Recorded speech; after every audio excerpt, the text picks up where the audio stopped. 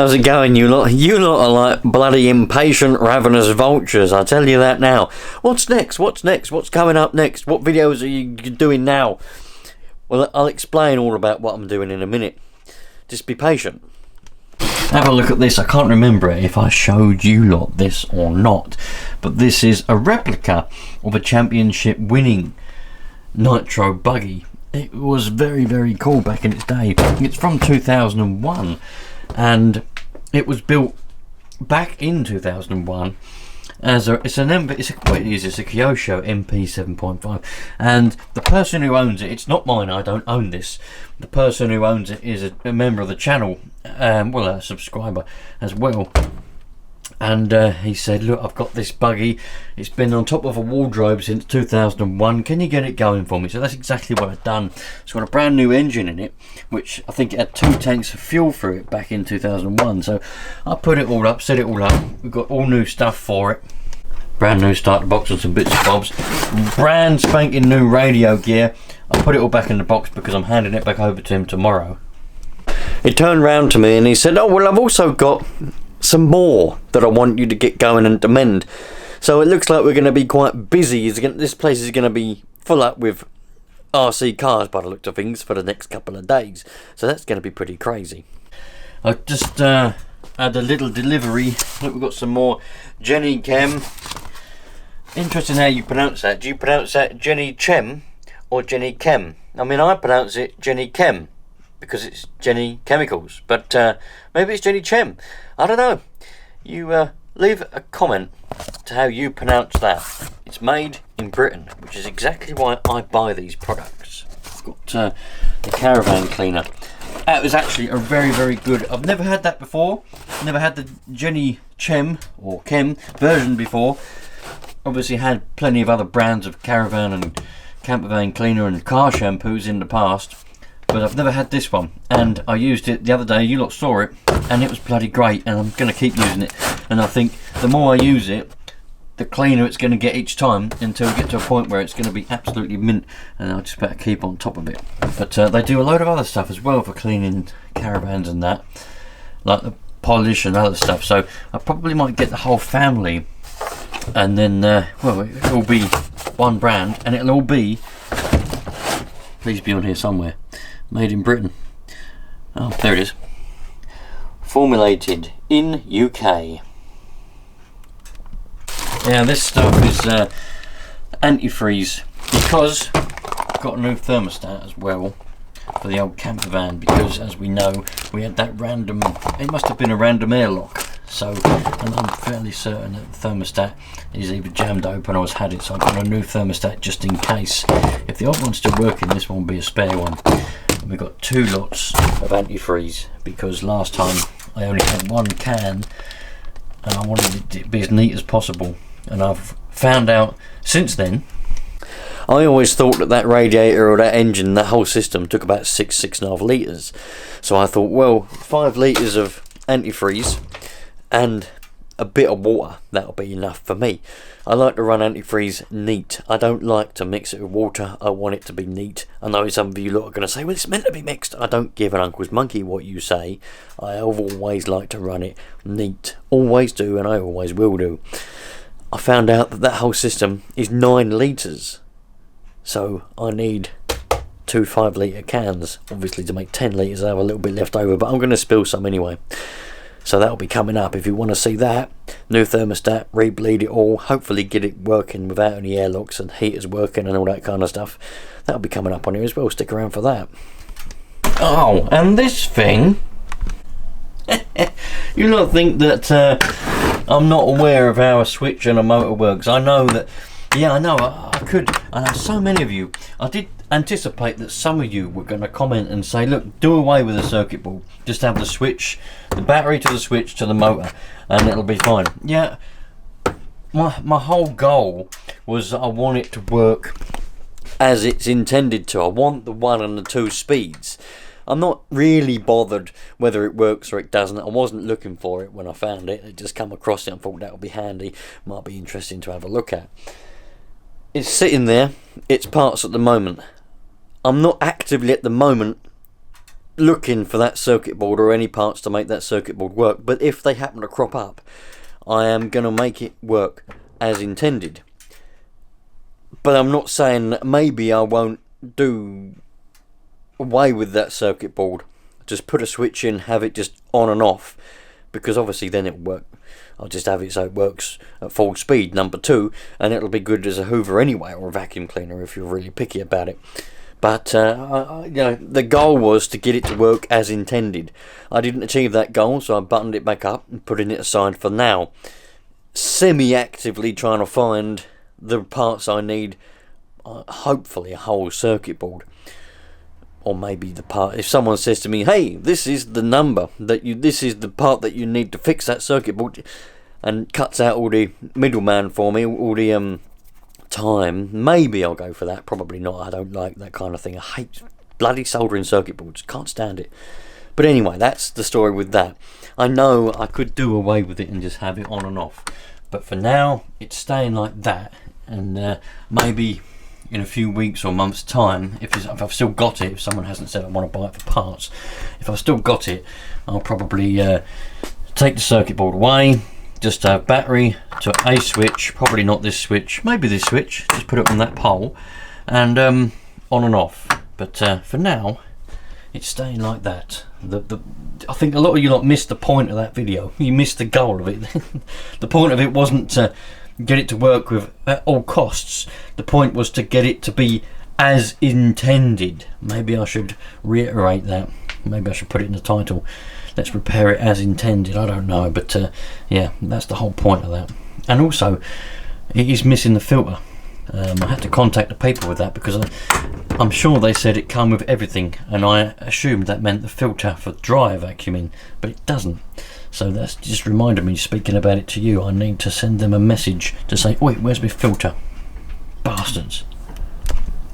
I don't know whether you lot have been really up to date with all the eBay rubbish at the moment, or the hype, I suppose you could call it, with eBay. I won't be using eBay anymore because the way they're going, you know, they really don't want to give you your money, and they've made it now so that if you sell something as a private, I don't care about businesses because I'm not a business, I don't care about business sellers, that's their problem. But if you're a private seller, ordinary person, you think, I'll stick something on eBay just to get rid of it, because eBay is the place to go. Everyone knows that. If you want to sell something, you go to eBay and all that kind of stuff. So they've made it now so that you'll only get your money from selling something 2 days after it's been delivered. Well, how do they know it's been delivered? Well, that's because the tracking within eBay, when you post it, you should post it with a tracking service, and link that up to eBay, and then when that is registered as delivered, you will then be allowed to collect your money that you've been paid for that item. If it isn't delivered, it would take 14 days. Like if the tracking doesn't say delivered, then it would take 14 days. But then if the buyer says it hasn't been delivered, you won't get paid for it. So there's a massive problem there, because people are going to take advantage of that, and I'm not down for that. I've had a couple of things that I've sold,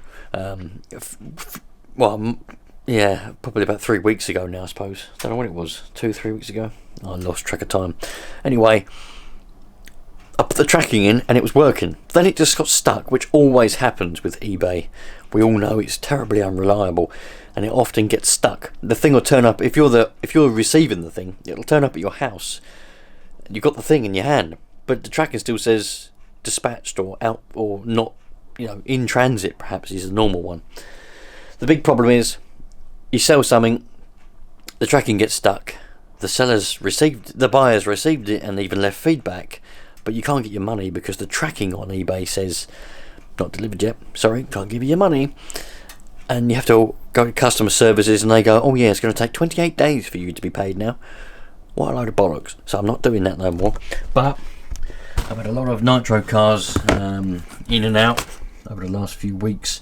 This particular one is ready to go. It's been sold and it's going to the same person who owns that buggy that I just showed you a minute ago. He said he wanted to buy this one as well. This is a vintage HPI-MT. I've also got the younger brother HPI MT2. I ended up, the reason why I've got two of these, well I actually had four, that's because it was a snowball effect. I came across this one and acquired it because it was really cheap. It was in a complete mess, and the description was, I think it was something that doesn't run or something like that, I don't know. It was a real barn find, covered in horse hair and all kinds of stuff. A real barn find it was. And that's my type of thing. You know, I'd rather not have a McDonald's and have one of these to mend, if you know what I'm trying to say. So that's what I did, but the trouble was I needed a few parts because it was missing all the throttle linkages and that. So I ended up buying 4 rollers, which subsequently came with one partially assembled second generation, or otherwise known as an MT2. So then I ended up getting this one going. So then I made 2 good cars, running and driving cars, out of the 4 that were all in bits. I sold the 2 remaining rollers and spare parts, and we've got these 2 good cars. So there we go, that's how I ended up with 2 of them. But as I say, this one's been sold, which is why it's in this box. I'm in the middle of, this is a nice box. I was just sizing up the box to see whether it's going to fit, and it's going to fit in there lovely. So yeah, it's still a bit of a project. But the person who I've sold it to wants a small project, but it's running and driving, so all he'll have to do is clean it, make it really nice, and find himself a shell to go on the top of it, and that will be brilliant. So there we go. You don't find them like this. This is a proper classic vintage car, you know, it's over 20 years old. You just don't get them like this anymore. They don't make them like it, and I always talk about it, and you know, a lot of people seem to agree with me. Some don't, some like the modern types, but quite a lot want everything to go back to when they actually made good quality and good designed cars. It's funny actually, because I was watching something the other day and ended up having a conversation with some people about it. Nothing seems to be how it was. You know, nothing seems to be made as well, nothing seems to be done as well.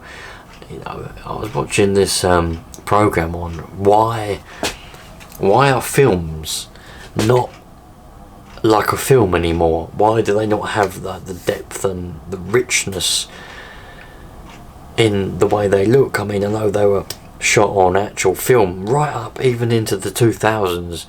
A lot of directors still shot their films on actual film, if you know what I mean, physical film, not digital.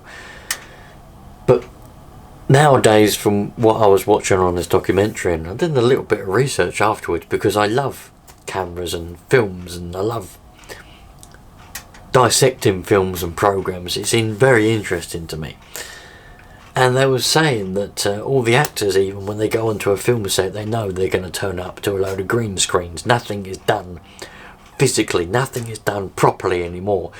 You go to one place, everything is done in this one studio. I know you're going to say, well, some films are still filmed outside, some films are still filmed in actual places. Yes, they are, I know some are, and they do still go out places. But for the majority of films and programs these days, it's all done on a green screen. So you go to one set, they've got a number of green screens, and it's all there in one place. It's mad, and that's why they don't have the same feel as what they did before. A lot of it's down to laziness, you know. They want to do everything in one place, so they haven't got to pack all the equipment up and go somewhere, you know. They haven't got to organise all of that, and of course it comes down to money as well. And moving on to the topic of why are things not made as good anymore, just like, for example, what we were talking about earlier, these little model cars, these little model buggies, you know, it's a well-known topic. And if you're in the scene of things like this, it's not just this, it's tools, and there's all kinds of things that you can think of, even the transmitters that go with these little model cars. They're not made like they used to be. You know, they're not, all the corners are cut, the quality is down, and if you want quality, you have to pay a hell of a lot of money, and even if you pay a hell of a lot of money, you're not getting the quality that you would have got before if you paid less money. Does that make any sense? The world has gone completely mad, and that's just the way it is. But it's an interesting topic, and it's a topic that I think about quite often. Put in the comments, what do you think? Are people like me just stuck in a world of nostalgia and things are the same or perhaps better, but we don't think they are? Or are they actually not as good as they were before? You tell me. You tell me. I mean, there is the topic of food as well. I mean, a lot of people say food don't taste the same as it used to. But that's, in my opinion, the reason for that. Obviously, the ingredients are a lot of a worse quality than what they were back then, believe it or not, in my opinion. When you look at things, or if you talk to people, or if you go back in time, history-wise, obviously not physically, I know a lot of foods, there was a lot less regulations back then and all that kind of stuff. But, for example, if you got an apple, it was a physical grown apple. Nowadays, doesn't matter where you are, if you buy an apple, it's already a year old because it's probably been frozen and come across the world. You might think you're buying a fresh apple. The shops, I mean, I watched this documentary on shops, you know, like supermarkets. They market them, they put down fresh apples. They're not fresh, they're a year old. Yeah, I know there probably is some that actually are fresh, but think about it. Apples only grow at one time of the year. Apples don't grow in the middle of winter, so it's the middle of winter, December, Christmas time, you're going out down the shop and buying an apple for your lunch. It ain't going to be fresh, is it? And if it is, you know, grown within the last few months, it's not going to be from this country. It's going to have come across on a ship somewhere, frozen. Otherwise it would be rotten by now. Anyway, the other thing is, we are conditioned, when you think about it, to like sugar. Because back hundreds of years ago, I forget which year it was, but when they decided to bring a load of sugar over, everyone went mad for it. Sugar was in everything. It's only now, I know a lot of food is still full of sugar and stuff that we shouldn't really be eating, but there's a lot less of it now in most foods than there was 20, 30 years ago. Thing is, that's why we think food don't taste as good anymore. People like me, until you realise it's because you grew up with a diet of mainly sugar. Everything you ate was full of sugar. Now, as an adult, either consciously you're buying low or less or no sugar stuff, which you're going to be expecting it to taste not as good because nothing can replace the taste of sugar really. Even synthetic sugars, sweeteners, they're no good for you, but they still don't quite hit the spot that sugar does. So then, but you expect that because you bought that product. But a good thing is, even the products which are not low sugar, they're just normal ones, still have a hell of a lot of sugar in, but not as much as they did 20, 30 years ago. So you have that and you think, it don't taste like it used to, because it's still got loads of sugar in it, but not as much. Think about it, really think about it. I was in the same shoes as you a few years ago, before I decided to think about it and thought to myself, now I've done a little bit of research into all these little topics, and when, you know, it all falls into place, things aren't what they were. Sometimes for the better, sometimes for the worse. But that's just the way the world goes. I think I've shown you lot this one. I'm waiting for some parts. Bloody blimey. I'm waiting for some parts to come for this one from New Zealand of all places. But I think I've shown you this one before. I can't remember how far I showed you with it, but I've rebuilt the engine. This is a different engine. In fact, it's a different engine block, but it's got the original head, pole start, carburetor, clutch, flywheel, and all that kind of stuff. But I can't remember if I changed the crank over as well.